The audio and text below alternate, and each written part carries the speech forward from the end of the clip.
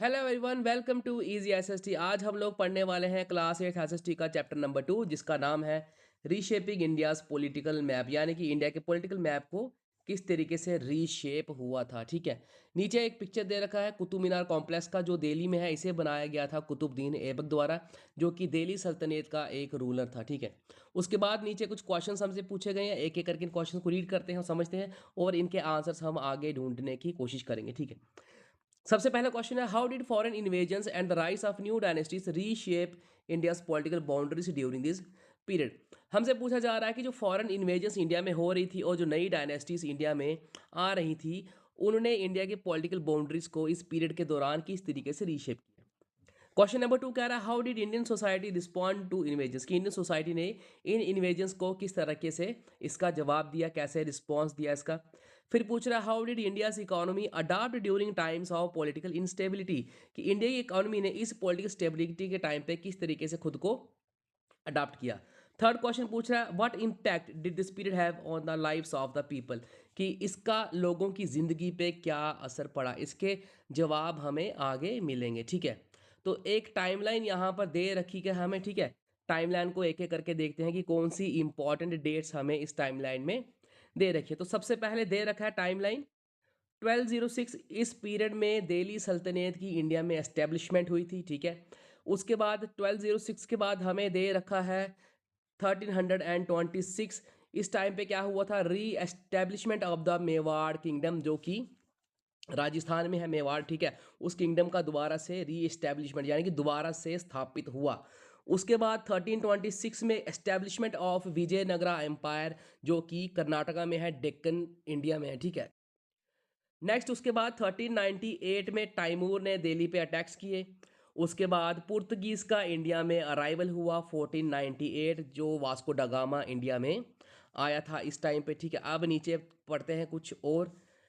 अब क्या रहा है कि this period, the period in this chapter and the next is often called the letter period of the medieval period of Indian history. कह रहा है कि इस चैप्टर में जो पीरियड दे रखा है और जो नेक्स्ट चैप्टर में दे रखा है, उसे ऑफन हम later part of medieval period of Indian history कहते हैं। ठीक है। तो इंडिया की जो मेडिवल हिस्ट्री है, वो इंडिया की मेडिवल हिस्ट्री स्टार्ट हुई थी 8th सेंचुरी के आसपास। ठीक है। और ये चली थी लगभग 18th सेंचुरी तक का जो टाइम पीरियड है इंडिया की हिस्ट्री का, उसे हम कहते हैं मेडिवल हिस्ट्री। ठीक है। क्यों कहते हैं मेडिवल हिस्ट्री, क्योंकि इस टाइम पे बहुत सारी चेंजेस इंडिया में हुई थी। कैसी चेंजेस हुई थी, जैसे कि इस टाइम पे रिवाइवल हुआ था हमारे आर्किटेक्चर का। ठीक है। रिवाइवल हुआ था हमारी अदर थिंग्स का, जैसे कि हमारे आर्किटेक्चर का रिवाइवल हुआ था, बहुत चीज़ों का रिवाइवल हुआ था, यानी कि रीबर्थ हुआ था। इसलिए इस पीरियड को कहते हैं मेडिवल पीरियड। हम इस चैप्टर में हम जो पढ़ने वाले हैं, हम लेटर पार्ट पढ़ने वाले हैं मेडिवल पीरियड का। लेटर पार्ट कौन सा पढ़ने वाले हैं, हम पढ़ने वाले हैं 12th सेंचुरी से आगे वाला जो पार्ट है, उसको हम पढ़ने वाले हैं इस चैप्टर में। ठीक है। आगे कह रहा है कि जो टर्म मेडिवल है, ठीक है, उसका मतलब होता है कि बिटवीन टू एजिस। हमारी हिस्ट्री डिवाइड की गई है एंशियंट, मेडिवल और मॉडर्न पीरियड में। तो जो मेडिवल पीरियड है वो है बीच का period between ancient and modern history. Originally ये जो मेडिवल पीरियड था, ये अप्लाई किया गया था यूरोपियन हिस्ट्री को। ठीक है। यूरोपियन हिस्ट्री पे अप्लाई किया गया था इस पीरियड पे, जो कि था फॉल ऑफ रोमन एम्पायर से, जो 5th सेंचुरी सीई में रोमन एम्पायर का फॉल हुआ था। और उसके बाद जो रेनेसांस हुआ था यूरोप में, यानी कि जो रिवाइवल हुआ था, ठीक है, वो हुआ था around 14th to 16th century में। तो इस टाइम पीरियड को मेडिवल हिस्ट्री कहा गया है यूरोप की हिस्ट्री में। ठीक है। अब इंडिया की हिस्ट्री में जो टाइम पीरियड है मेडिवल हिस्ट्री का, ठीक है, उसे कहा गया है फ्रॉम 8th सेंचुरी टू रफली 18th सेंचुरी तक का कहा गया है। ठीक है। आगे चलते हैं।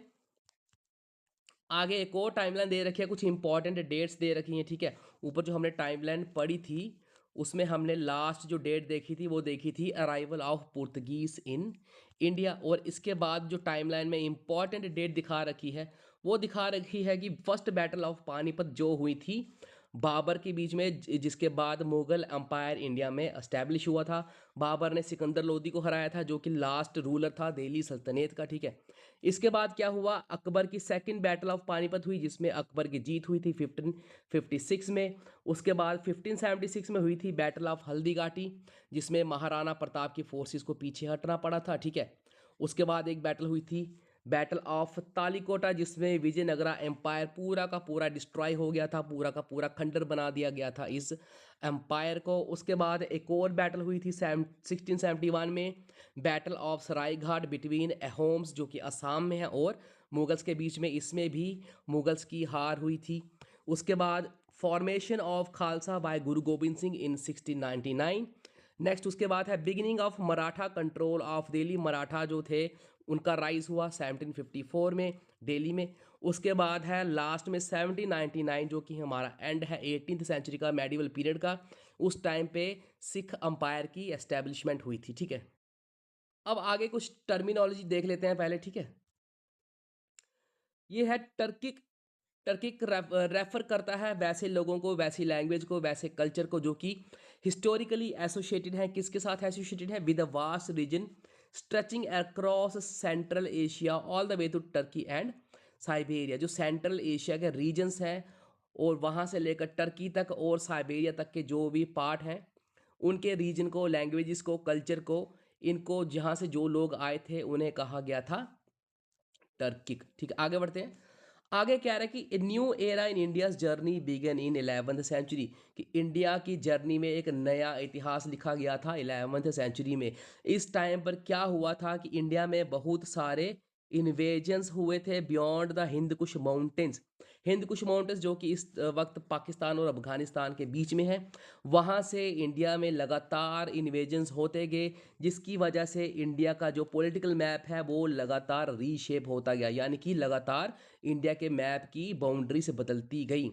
फिर क्या था कि नो डाउट इंडिया ने बहुत सारे वारफेयर अर्ली पीरियड्स में देखे थे, लेकिन ये जो बार बार इन्वेजन्स हो रहे थे जो कि अनप्रेसिडेंट थे, मींस की जो कि बार बार होते जा रहे थे, एक के बाद एक लगातार होते जा रहे थे, जो कि बहुत सारे जो सेंट्रल एशियन इन्वेडर्स थे, खास करके टर्किक और अफगान, उनके द्वारा किए जा रहे थे। ठीक है, जो कि पहले इंडिया की हिस्ट्री में कभी नहीं हुआ था। अब ये लोग इंडिया में क्यों बार बार इन्वेजन्स कर रहे थे, टर्की या फिर अफगान? क्योंकि इंडिया उस टाइम पे बहुत रिच कंट्री था, पूरे वर्ल्ड में इंडिया अपनी रिचेस के लिए फेमस था। और दूसरा, वो लोग टेरिटोरियल एम्बिशंस यानी कि अपने एरियाज में इंडिया को शामिल करना चाहते थे, दूसरी बात ये थी। और तीसरी बात ये थी कि बाय फोर्स ऑफ वायलेंस, अगर ज़रूरत पड़े तो वायलेंस का इस्तेमाल करके अपने वर्जन ऑफ रिलीजन को वो लोग प्रमोट करना चाहते थे। ठीक है, तो ये कुछ कारण थे जिस वजह से लगातार इंडिया में इन्वेजन्स हो रहे थे फ्रॉम हिंद कुश माउंटेन्स। ठीक है, आगे कहता है कि let us now explore in this chapter the ever changing landscape of India from 13th century onwards. अब हम आगे देखने वाले हैं कि जो लगातार इंडिया का लैंडस्केप चेंज होता गया, इंडिया की पॉलिटिकल बाउंड्रीज चेंज होती गई फ्रॉम 13th सेंचुरी ऑनवर्ड्स, यानी कि पीरियड ऑफ 1200 कॉमन एरा, इसके बाद से इंडिया के पॉलिटिकल मैप कैसे चेंज होते गए लगातार। ठीक है, अब यहाँ पर आप ये मैप देख सकते हैं ऐसे। ठीक है, इस मैप में दे रखा है कि अलग अलग जो रूलर्स थे इंडिया में कौन सी सेंचुरी में, between 13th to 15th century में, उनका कंपैरिजन दिखाया गया है कि उनकी टेरिटरीज कहाँ कहाँ तक थी। ठीक है, तो सबसे पहले हम देखते हैं कि ईस्टर्न गंगा टेरिटरी कहाँ पर थी। ये रही eastern Ganga territory between 13th to 15th century time period के दौरान। इतना सा जो एरिया है ये है ईस्टर्न गंगा की टेरिटरी अंडर नरसिम्हा देव। उसके बाद होयसलास थे हमारे साउथ में, ठीक है, डेक्कन में, उनकी टेरिटरी ये रही, थोड़ा डार्क ऑरेंज शेड में है। ठीक है, उसके बाद तुगलक डायनेस्टी का एक्सटेंट हुआ इंडिया में between 13th to 15th century. ये सारे जो हॉरिजॉन्टल लाइंस है ये तुगलक डायनेस्टी के, देखिए half of India almost Tughlaq dynasty ने कवर कर रखा था। उसके बाद लोधी डायनेस्टी आई। ठीक है, उसके बाद कुछ ये इंपॉर्टेंट सिटीज़ दे रखे हैं। लोधी डायनेस्टी थी नॉर्थ इंडिया के आसपास, दिल्ली के आसपास, यूपी वाली साइड, बिहार वाली साइड, ये थी लोधी डायनेस्टी का एक्सपेंशन। ठीक है, चलिए आगे बढ़ते हैं। आगे ये कुछ सेक्शन ऑफ कुतुब उल अस्लाम यानी इस्लाम यानी कि माइट ऑफ इस्लाम मॉस्क है, जो कि कुतुब मीनार कॉम्प्लेक्स दिल्ली में है। इसकी कंस्ट्रक्शन की गई थी कुतुबुद्दीन ऐबक द्वारा अर्ली टाइम में, और लेटर सुल्तान्स ने इसको कंप्लीट किया था।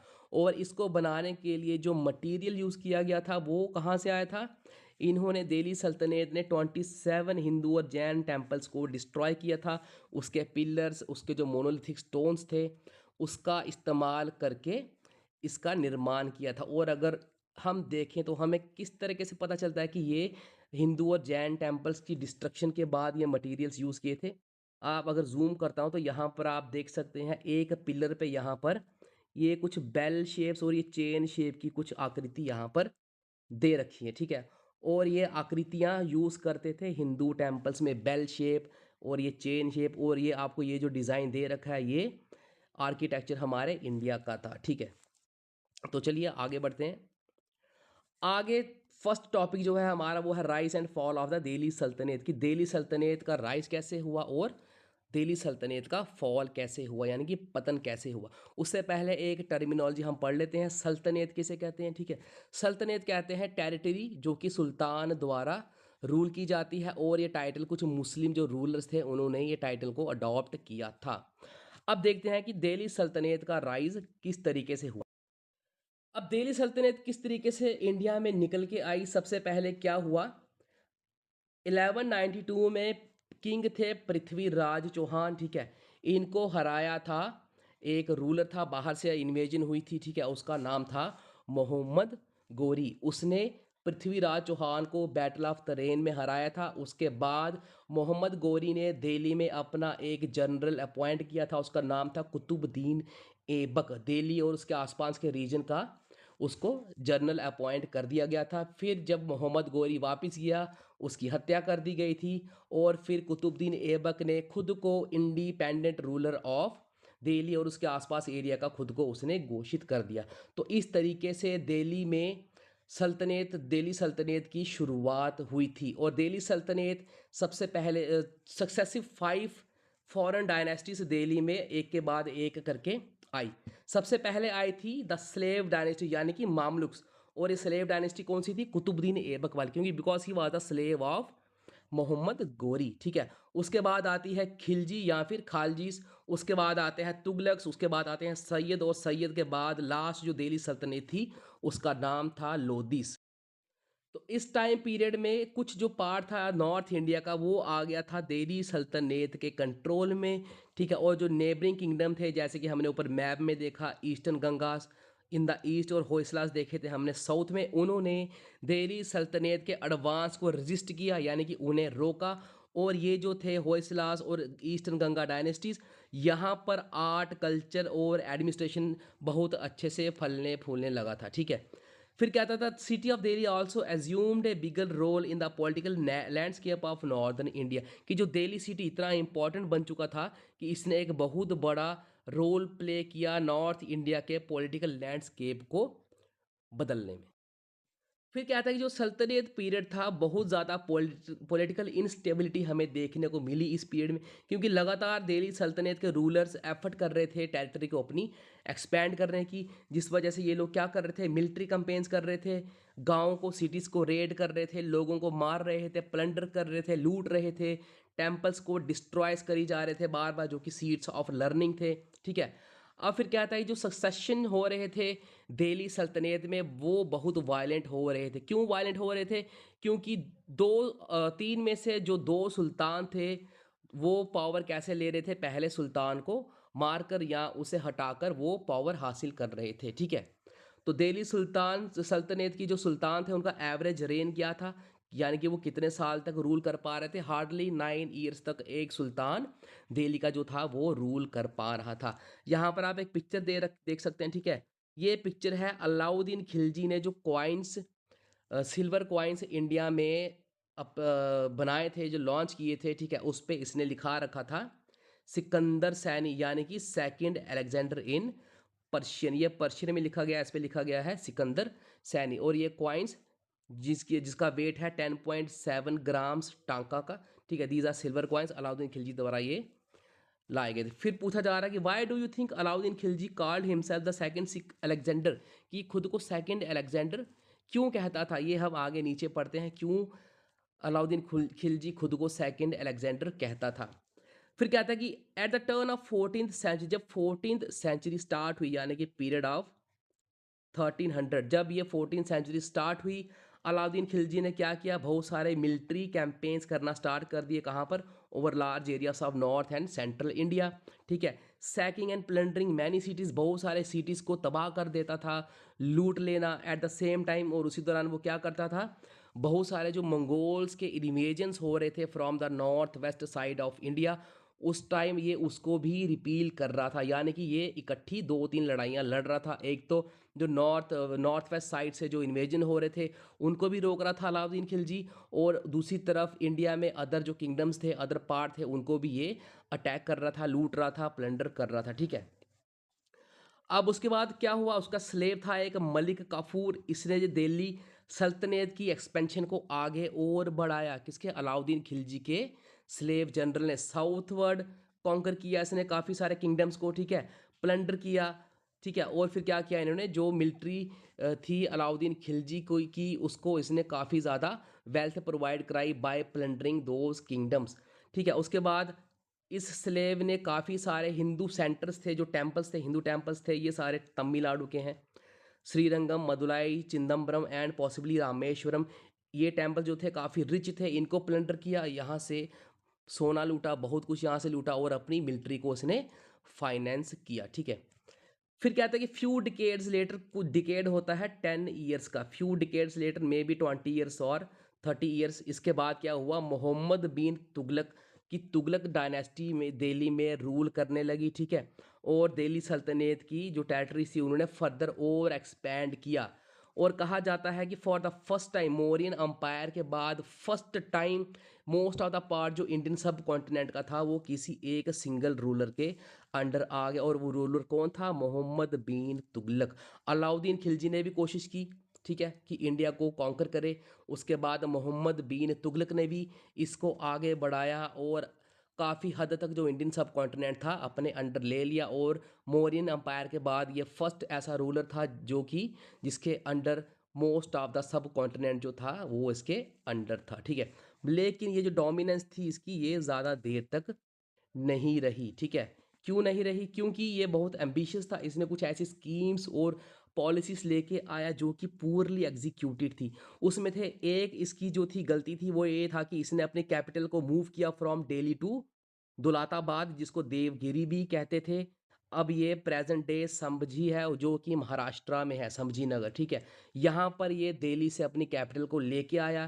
क्यों लेके आया, इसने सोचा कि ये एक सेंट्रल लोकेशन है इंडिया में, जहाँ से ये अपने पूरे एम्पायर को, जो कि साउथ को भी ये कॉन्कर कर चुका था, वहाँ से बेटर कंट्रोल कर सकता था। इसने अपनी प्रजा को फोर्स किया कि ये 1000 किलोमीटर्स ट्रैवल करके जाए फ्रॉम दिल्ली टू दौलताबाद। और कुछ सालों के बाद क्या हुआ, इसका जो ये प्लान था वो मिस फायर हो गया, और कैपिटल इसको दोबारा शिफ्ट करनी पड़ी दिल्ली में। क्यों, क्योंकि जब कैपिटल शिफ्ट कर रहा था दौलताबाद में, काफ़ी सारे लोग जो प्लान कर रहे थे, काफ़ी सारे लोग बेचारे मर गए, और बहुत फाइनेंशियल लॉस भी हुआ इसको, इस शिफ्टिंग ऑफ कैपिटल में, ठीक है। फिर एक और इंस्टेंस क्या किया इसने, इसने टोकन करेंसी लेकर आया। टोकन करेंसी क्या थी, ये कॉपर कॉइन्स लेके आया, और इसने डिक्लेयर कर दिया कि जो कॉपर कॉइन्स हैं, यानी कि जो टोकन है कॉपर के, उसकी वैल्यू होगी सिल्वर और गोल्ड कॉइन्स के बराबर। इसको आप इस तरीके से समझिए, जैसे कि सपोज अगर मैं आपसे कह दूं कि जो मेरे सपोज 5 अगर मैं कॉपर कॉइन्स लेता हूं तो उसकी वैल्यू होगी 10 सिल्वर कॉइन्स के बराबर, तो इसने ऐसा कुछ अनाउंस कर दिया। और इसने ये भी हो सकता है कि अगर 10 कॉपर कॉइन्स हो उसकी वैल्यू हो जाएगी 20 गोल्ड कॉइन्स के बराबर, इसने ये घोषणा कर दी। और इससे हुआ क्या, लोगों ने जाली कॉपर कॉइन्स बनाना स्टार्ट कर दिए। अब इसने ऐसा किया क्यों, मोहम्मद बिन तुगलक ने क्यों इसने कॉपर के टोकन्स लेके आया, क्योंकि उस टाइम पे गोल्ड और सिल्वर की शॉर्टेज हो गई थी, ठीक है। मोहम्मद बिन तुगलक की सल्तनत के टाइम पे shortage of silver and gold coins हो गए थे, इसलिए ये कॉपर कॉइन्स लेके आया। इसने कहा कि कॉपर कॉइन्स की वैल्यू जो होगी सिल्वर और गोल्ड कॉइन्स के बराबर होगी, कुछ पोर्शन उसका, ठीक है। ये नहीं कि एक कॉपर कॉइन एक सिल्वर कॉइन के बराबर। ऐसा हो सकता है कि 10 सिल्वर कॉइन जो होंगे, सॉरी 10 कॉपर कॉइन जो होंगे वो एक सिल्वर कॉइन के बराबर होगा, ऐसा कुछ इसने डिक्लेयर कर दिया, ठीक है। इसके ये जो थे काफ़ी प्रोग्रेसिव आइडियाज़ थे, यानी कि काफ़ी इनोवेटिव और नए आइडियाज़ थे इसके, लेकिन ये लोगों में कन्फ्यूजन पैदा कर दी। इस डिसीजन ने ट्रेड में और ट्रेड में कन्फ्यूजन पैदा कर दी और लोगों को एनकरेजमेंट मिली कि ये काउंटरफिट करें कॉपर कॉइन्स को, यानी कि जाली कॉपर कॉइन्स लोगों ने बनाना शुरू कर दी, जिससे क्या हुआ, इकोनॉमी इसकी डिक्लाइन होगी मोहम्मद बिन तुगलक की। ठीक है। अब सुल्तान की लाइफ कैसी थी, सुल्तान किस तरीके से जिया करते थे जो दिल्ली सल्तनत के थे। सुल्तान और जो उसके कोर्ट के एलीट लोग थे, मीन्स वो लग्जरी पैलेसेस में रहते थे। ठीक है, अच्छे अच्छे कपड़े पहनते थे, ज्वेलरी पहनते थे, अच्छा अच्छा खाना खाते थे।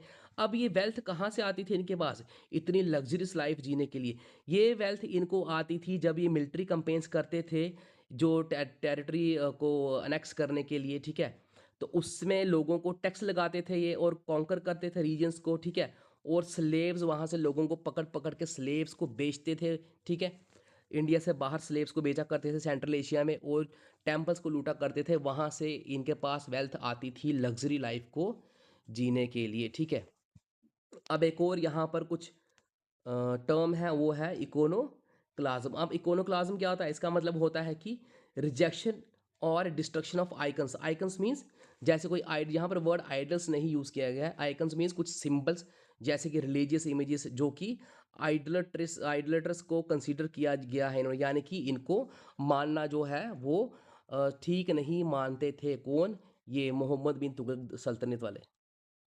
तो जो तुगलक डायनेस्टी थी, इन्होंने रिजेक्ट किया आइडल्स को। तो यहाँ पर एक बताया गया हमको डिटेल में कि इकोनोक्लाज्म एक्चुअली में था क्या। यहाँ पर इन्होंने इमेज यूज़ किया है। ठीक है, रिलीजियस इमेजेस यूज़ किया है यहाँ पर, ना कि आइडल्स यूज़ किया गया। ठीक है, अब कहते हैं the two latter terms are considered pejorative in the context of Judaism, Christianity and Islam. यानी कि जो आइडल्स पूजा करते हैं इसे पिजोरेटिव माना गया है, मीन्स इसे सही नहीं मानते थे कौन? जुडाइज्म वाले, क्रिश्चियनिटी और इस्लाम में। ठीक है, और कंडेम करते थे आइडल वर्शिप को। ठीक है, जबकि जो इंडिया के क्लासिकल टेक्स्ट थे, उन्होंने कौन से वर्ड यूज़ किए हैं इंस्टेड ऑफ आइडल्स? उन्होंने, या फिर इमेजेस, इन्होंने वर्ड यूज़ किए हैं मूर्ति, विग्रह, प्रतिमा, रूपा एटसेट्रा। ठीक है, और टू डेजिग्नेट इमेजेस, इमेजेस को डेजिग्नेट करने के लिए स्टैचूज को, जो कि हम वर्शिप करते हैं टेम्पल्स में या फिर होम्स में। जबकि इन सब का कलेक्टिव मीनिंग इंग्लिश में क्या बताया गया है? इमेज, जो कि एक न्यूट्रल टर्म है। ठीक है, उसके बाद एक और एक यहाँ पर टर्म दी गई है, वो है इनफिडल।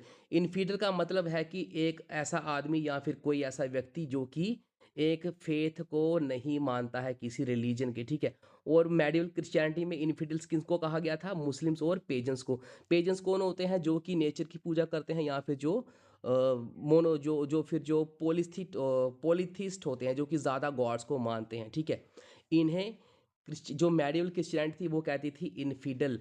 और जो इस्लाम वाले थे वो इनफिडल्स किनको मानते थे? क्रिश्चियंस को मानते थे। और अगर हम इंडिया की बात करें तो किनको इनफिडल्स मानते थे? वो हिंदूज को, बुद्धिस्ट को, जैन्स को, क्योंकि ये किसी दूसरे रिलीजन का फेथ शेयर नहीं करते थे और ये आइडल पूजा करते थे। ठीक है, अब आगे कर पढ़ते हैं कि जजिया क्या है। ठीक है, कुछ सुल्तान्स ने जजिया टैक्स इम्पोज कर रखा था। किन पे इम्पोज कर रखा था? नॉन मुस्लिम्स पे। ठीक है, क्यों इम्पोज कर रखा था? ये कहते थे जजिया टैक्स आपको क्या करेगा? प्रोटेक्शन प्रोवाइड करेगा और आपको मिलिट्री सर्विस से एग्जम्प्ट करेगा, कि आपको मिलिट्री सर्विस नहीं देने पड़ेगी। ये जजिया टैक्स कुछ सल्तनत ने अप्लाई कर रहा था। और ये इस टैक्स में एक और चीज़ थी कि जो जो भी पिलग्रिमेज पे जाएगा, जो नॉन मुस्लिम पिलग्रिमेज पे जाएगा, उसको ये टैक्स देना पड़ेगा और उस टैक्स के बदले उसको प्रोटेक्शन मिलेगी और एग्जम्पशन फ्रॉम मिलिट्री सर्विस मिलेगी। ठीक है, तो इस टैक्स की वजह से क्या हुआ? काफ़ी सारे लोगों पे पब्लिक ह्यूमिलेशन फेस करना पड़ा, उन्हें उन्हें फाइनेंशियल बर्डन फेस करना पड़ा, और सोशल इंसेंटिव उनको जो था वो नहीं मिलता था, यानी कि सोसाइटी में उन्हें रिस्पेक्ट नहीं मिलती थी और वो बेचारे इस्लाम में कन्वर्ट होने के लिए मजबूर हो जाते थे। ठीक है, अब उसके बाद क्या हुआ? 14th सेंचुरी के एंड में, यानी कि अराउंड 1390 से लेके 1399 के पीरियड में, ये है एंड ऑफ 14th सेंचुरी। इस टाइम पीरियड पे क्या हुआ? एक टर्किक मंगोल कॉन्करर था जिसका नाम था टाइमूर।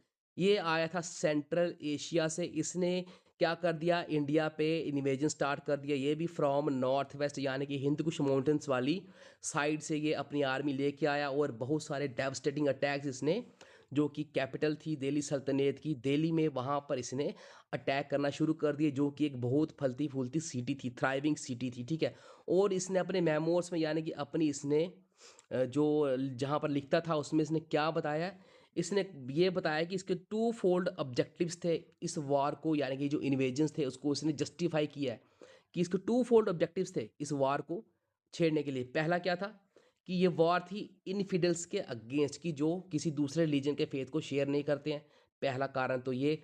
और दूसरा ये था कि to gain something by plundering the wealth of infidels, कि दूसरे रिलीजन के लोगों की वेल्थ को ये लूटने इंडिया में आया था। तो ये दो इसने रीजंस जस्टिफाई किए थे कि इसने क्यों प्लंडर स्टार्ट कर दिया, किसने, टाइमूर ने। फिर टाइमूर ने जब काफ़ी सारा इंडिया में प्लंडर किया तो ये बड़ी जल्दी इंडिया से इसने विड्रू कर दिया, और विड्रू करने के बाद पीछे इसने काउस छोड़ दिया, मीन्स लोगों को बहुत ज़्यादा तादाद में मारा, शहर के शहर गांव के गांव इसने तबाह कर दिया टाइमूर ने। तो इसने टेरिटरी एनेक्स नहीं की, इसने प्लंडर किया, इन्फिडल्स को मारा और वहाँ की दौलत लूट के वापस चला गया, ठीक है। इन द आफ्टर माथ उसके बाद क्या हुआ, उसके बाद क्या हुआ, लोधी से अमर्ज हुए जो कि लास्ट दिल्ली सल्तनत थी, ठीक है।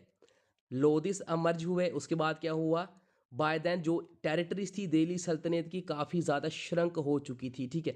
क्यों श्रंक हो चुकी थी, क्योंकि ये रेजिस्टेंस लगातार फेस कर रहे थे जो दूसरे किंगडम थे इंडिया में, ठीक है। उस वजह से दिल्ली सल्तनत काफ़ी ज़्यादा श्रंक हो गई थी। अब रेजिस्टेंस क्या थी दिल्ली सल्तनत को, हम वो पढ़ते हैं। दिल्ली सल्तनत को रेजिस्टेंस कहाँ कहाँ से फेस करनी पड़ी, यानी कि रुकावट कहाँ कहाँ से फेस करनी पड़ी। कहते हैं कि थ्रू आउट इट्स रूल, जो दिल्ली सल्तनत का पूरा रूल था, ठीक है, दिल्ली सल्तनत बहुत सारे रेजिस्टेंस फेस किए फ्रॉम मैनी क्वार्टर्स, यानी कि हर जगह से, हर साइड से रेजिस्टेंस फेस किए। मैनी किंगडम्स फेल इनटू इस नेट, बहुत सारे किंगडम्स जो थे दिल्ली सल्तनत में शामिल हो गए, इसके जाल में फंस गए। लेकिन कुछ किंगडम ऐसे थे जिनको दिल्ली सल्तनत सबड्यू नहीं कर सका, जैसे कि ईस्टर्न गंगा किंगडम जो था हमारा कलिंगा, जिस जो आज मॉडर्न डे उड़ीसा है, और कुछ parts of Bengal and Andhra Pradesh है, एक किंगडम ये था, ठीक है।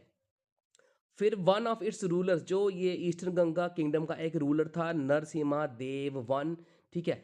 तो इसके पास काफ़ी अच्छी मिलिट्री स्ट्रेंथ थी और काफ़ी अच्छा कल्चर यहाँ पर फल फूल रहा था, कहाँ पर, ईस्टर्न गंगा डायनेस्टी में, ठीक है। Apart from repelling multiple inroads of Delhi Sultanat, multiple in roads means बहुत सारे जो जगह जगह से दिल्ली सल्तनत अटैक कर रहे थे ईस्टर्न गंगा पे, ठीक है, ये इन्होंने इसको रोकने में कामयाब रहे और दिल्ली सल्तनत को इन्होंने हराया, ठीक है। जो कि गवर्नर बंगाल का, उसने अटैक किया था दिल्ली सल्तनत के गवर्नर ने बंगाल का, उसको इन्होंने हराया। और इस विक्ट्री को इन्होंने कमेमोरेट करने के लिए, यानी कि इस विक्ट्री को इन्होंने यादगार बनाने के लिए कोणार्क सन टेम्पल जो कि उड़ीसा में है उसको बनाया। किसने बनाया, नरसिम्हा देव ने।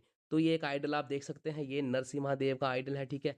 ये एक बैठा है ऊंची सीट पे, थ्रोन पे बैठा है, और इसके आसपास कौन है, इसके अटेंडेंट्स हैं और म्यूजिशियंस हैं, ठीक है।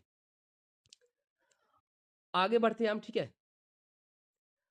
आगे कहता है कि we mentioned earlier Alauddin push to south attracted by its renowned wealth, कि अलाउद्दीन खिलजी भी साउथ में अटैक कर रहा था। क्यों अटैक कर रहा था, क्योंकि साउथ जो थे काफ़ी वेल्थ थी वहाँ पर, उनके टेम्पल्स में काफ़ी वेल्थ थी। उस टाइम पे साउथ में रूलर्स कौन थे, जब अलाउद्दीन खिलजी था उस टाइम पे रूलर्स थे होयसलास। तो होयसलास जो थे प्रेजेंट डे कर्नाटका में रूल करते थे उस टाइम पे, ठीक है। और इन्होंने काफ़ी सारे अटैक्स को रोका दिल्ली सल्तनत के, ठीक है। Remaining the only independent kingdom in the south, south में सिर्फ यही एक ऐसा किंगडम बचा था इंडिपेंडेंट जिसे दिल्ली सल्तनत कैप्चर नहीं कर पाए थे। लेकिन इससे हुआ क्या, ये जो किंगडम था होयसला बार बार अटैक्स होने की वजह से काफ़ी वीक हो गया, और इंटरनल कॉन्फ्लिक्ट्स भी हुए इस किंगडम में, और इवेंचुअली ये डिक्लाइन हो गया मिड 14th सेंचुरी में, यानी कि 1315 के पीरियड के आसपास ये किंगडम डिक्लाइन हो गया और विजयनगरा एम्पायर में एब्जॉर्ब हो गया। ये वाला किंगडम कौन सा किंगडम, होयसला किंगडम। इसके बाद राइस ऑफ विजयनगरा एम्पायर हुआ था। तो ये होयसलास ने बहुत सारे मैग्निफिसेंट टेम्पल्स बनाए थे बेलूर में और हाइलीबीडू में, ये कर्नाटका में है दोनों प्लेसेस। ये होयसला किंगडम का आप आर्किटेक्चर देख लीजिए, ठीक है। एक लाइन का शेप है और इधर उधर वहाँ वॉरियर्स हैं साइड में, ठीक है। फिर नेक्स्ट क्या रहा है, दिल्ली सल्तनत को जो रेबिलियंस फेस करने पड़े, ठीक है, जो होयसला किंगडम से मिले और ईस्टर्न गंगा डायनेस्टी से मिले। उसके अलावा भी बहुत सारे इंडिपेंडेंट सल्तनत थी जिन्होंने दिल्ली सल्तनत को रजिस्ट किया। फॉर एग्जांपल बामनी सल्तनत थी, ठीक है, जो कि मिड 14th सेंचुरी में, यानी कि 1350 सेंचुरी में after the decline of Hoysala kingdom ये भी पावर में आया, ठीक है। और कुछ पावरफुल सल्तनत थे गुजरात में इमर्ज हुए, बंगाल में इमर्ज हुए, और काफ़ी सारे आपस में अलाइंसेस बना लेते थे और लड़ाइयाँ लड़ते थे, ठीक है। फिर है पार्ट्स ऑफ राजस्थान जो था वो भी दिल्ली सल्तनत की रीच से काफ़ी दूर रहा। इसको भी ये नहीं जीत पाया था क्योंकि यहाँ पर राणा कुंभा जो रूलर था मेवाड़ किंगडम का राजस्थान में, इसने भी सक्सेसफुली दिल्ली सल्तनत के रूलर्स को अटैक्स को इसने रजिस्ट किया, रिपेल किया। अब यहाँ पर एक और टर्मिनोलॉजी है राणा। अब राणा एक टाइटल है जो कि राजपूत यूज़ करते थे, जैसे कि महाराणा प्रताप, ठीक है। तो ये राजपूत टाइटल यूज़ करते थे राणा। अब ये एक फोर्ट है कुंभलगढ़ फोर्ट जो कि अरावली हिल्स राजस्थान में है, वहाँ पर ये एक फोर्ट का व्यू दर्शाया गया है, ठीक है। तो ये राणा कुंभा द्वारा बनाया गया था 15th सेंचुरी में अरावली हिल्स में। और ये खासियत इसकी ये है कि दुनिया में one of the longest walls इस फोर्ट की हैं जो कि है 36 किलोमीटर लॉन्ग। ये इस फोर्ट की खासियत है, ठीक है।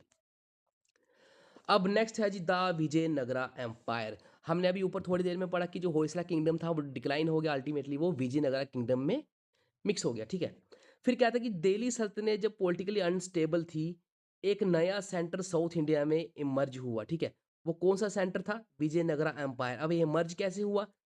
14th सेंचुरी में क्या हुआ, दो भाई थे हरिहरा और बुक्का। इन्होंने इनिशियली जो थे ये गवर्नर्स थे। किसके गवर्नर्स थे? मोहम्मद बिन तुगलक के गवर्नर्स थे। इवेंचुअली उन्होंने क्या किया, रिजेक्ट कर दी दिल्ली की अथॉरिटी और अपना एक इंडिपेंडेंट किंगडम इन्होंने साउथ इंडिया में एस्टेब्लिश किया जिसका नाम था विजयनगरा एम्पायर। ये दो ब्रदर्स ने इस एम्पायर को खड़ा किया, हरिहरा और बुक्का।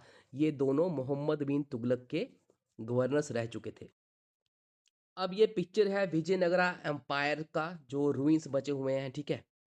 और ये विरूपक्षा टेम्पल यहाँ पर दिखाई पड़ रहा है और ये प्रेजेंट डे हम्पी में है, ठीक है। अब ये वर्ल्ड हेरिटेज साइट इसको डिक्लेयर कर दिया गया है, ठीक है।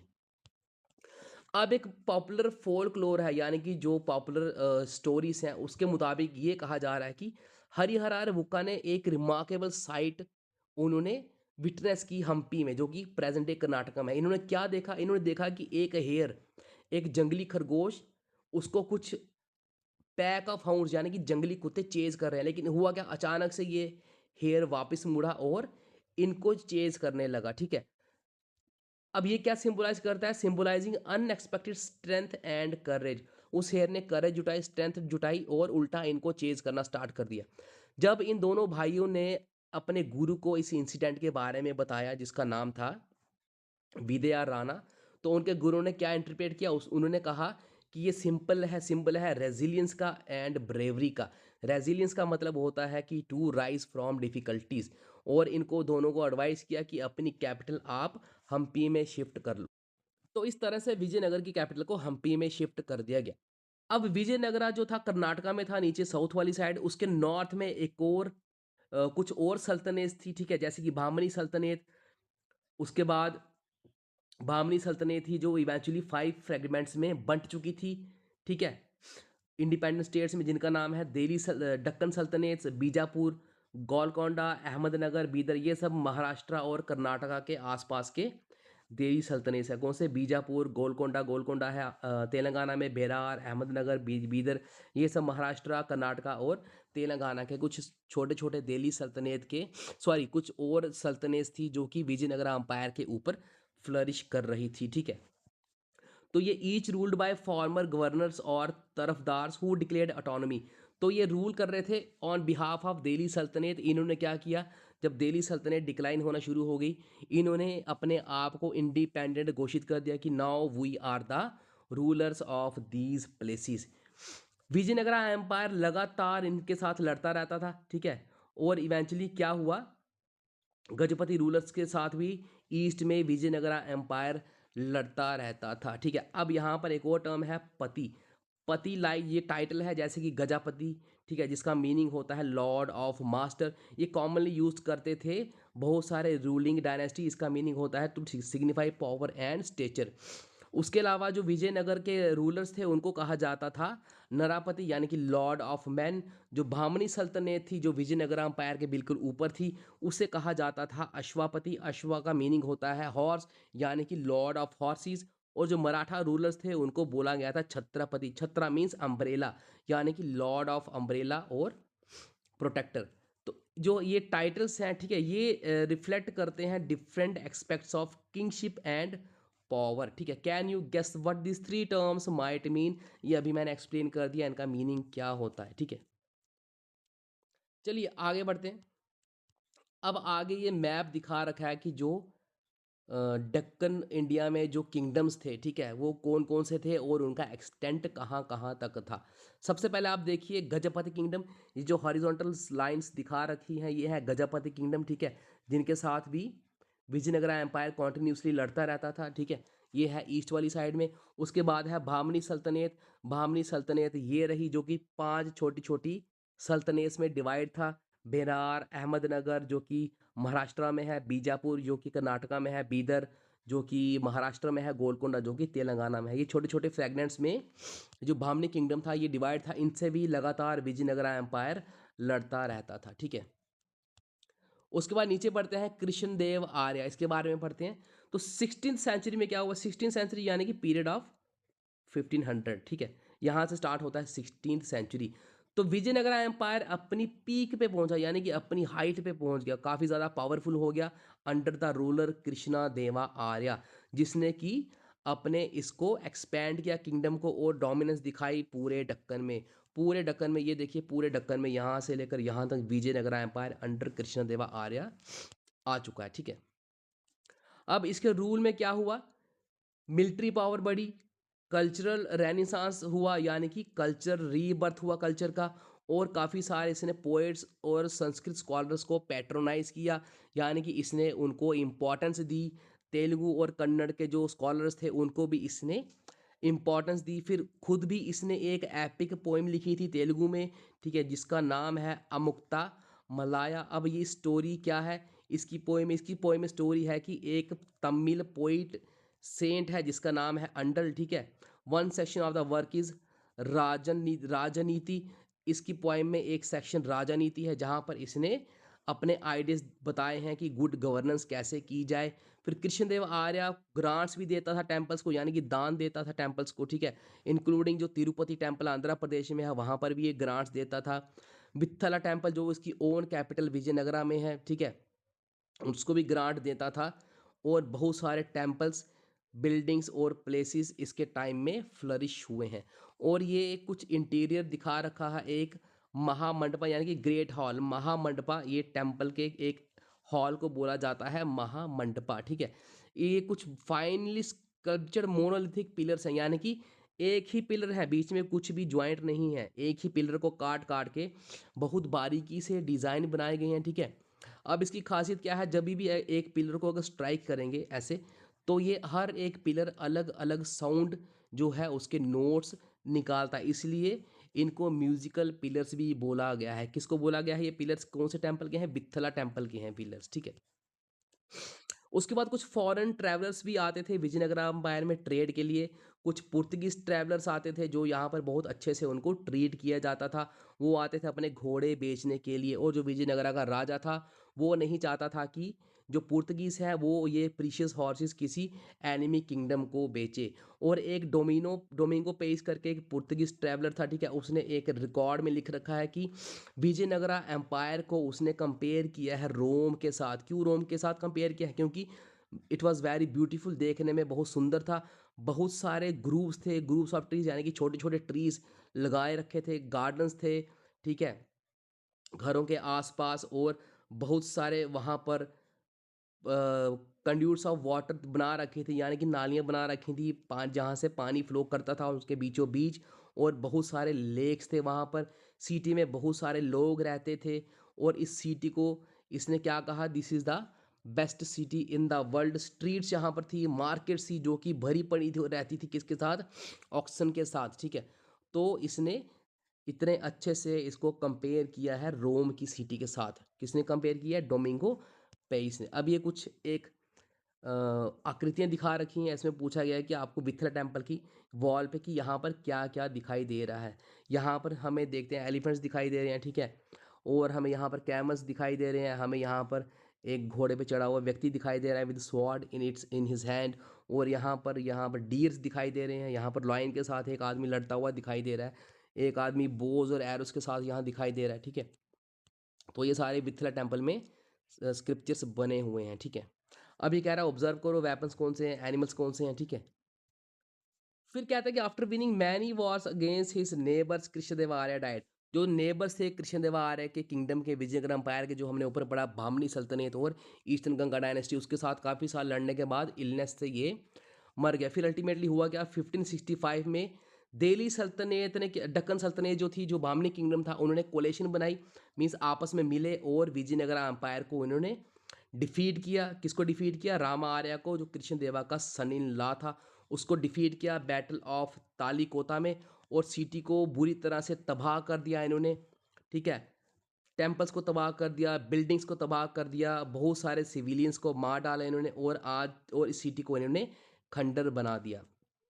फिर उसके बाद हुआ क्या, आफ्टर दिस अंपायर जो था विजयनगर अंपायर छोटे छोटे रीजन्स में टूट गया, जिसको रूल करते थे नायकास। नायकास कौन थे, जो फॉर्मर मिलिट्री गवर्नर्स थे विजयनगरा अंपायर के। अंपायर टूटने के बाद नायकास ने विजयनगरा अंपायर के जो छोटे छोटे फ्रेगमेंट्स थे उनको रूल करना स्टार्ट कर दिया। ऊपर हमने एक टर्म पढ़ी थी इसकी, दिल्ली सल्तनत की, ठीक है। जो दिल्ली सल्तनत के गवर्नर्स थे, ठीक है, जब दिल्ली सल्तनत टूटी तो उनके गवर्नर्स ने भी खुद को इंडिपेंडेंट उन्होंने घोषित कर दिया था। ये रहा, उसको बोला, उनको बोला गया था तरफदार्स, ठीक है। दिल्ली सल्तनत के गवर्नर्स को बोला गया था तरफदार्स, और जो विजयनगरा अंपायर के जो थे गवर्नर्स, उनको बोला गया है नायकास, ठीक है। तो चलिए आगे बढ़ते हैं हम। अब नेक्स्ट हमारा पोर्शन है चैप्टर का द मुगल्स। इसे हम नेक्स्ट पार्ट में कवर करेंगे और उसके बाद हम करेंगे चैप्टर के क्वेश्चन आंसर्स, ठीक है। तो अगर आपको वीडियोस पसंद आ रही हैं तो चैनल को सब्सक्राइब कीजिए, वीडियोस को लाइक कीजिए। हम मिलते हैं अपनी नेक्स्ट वीडियो में, तब तक के लिए